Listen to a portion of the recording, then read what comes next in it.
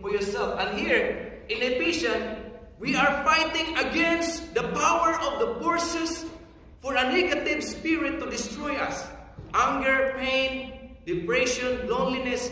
How many young people today, young kids, suffered from the power of drugs and drug addiction? How many children do we need to look up, young people being controlled by their emotion and try to kill themselves because they suffer depression? They need us. They need the power and the protection of God. They need empowerment, that we need to look at them to bring them up to the protection of the Lord.